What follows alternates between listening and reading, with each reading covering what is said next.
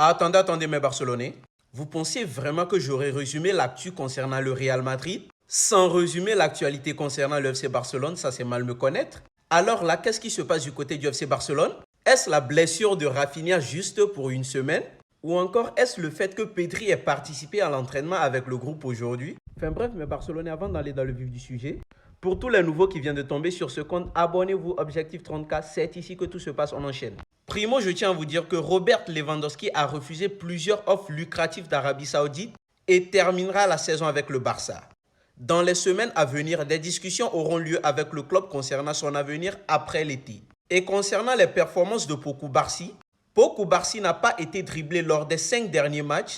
Il a également remporté 79% de ses duels aériens et au sol durant cette période. En tout cas, mon petit bandit, tu as intérêt à changer. Et encore une information capitale, le transfert de Patricio Pacifico devrait être confirmé dans les prochaines heures. Puisque depuis la semaine passée, on a des rumeurs concernant son transfert à Barcelone. Et en cette semaine, je crois que son transfert serait officiel à Barcelone.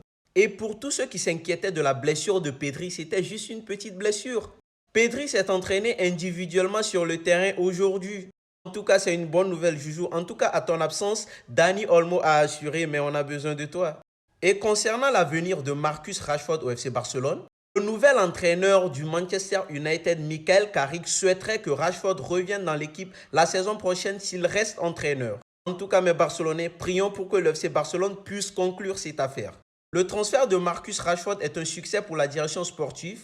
Carrick a exprimé son souhait de le conserver. Rashford veut rester au Barça quant à lui.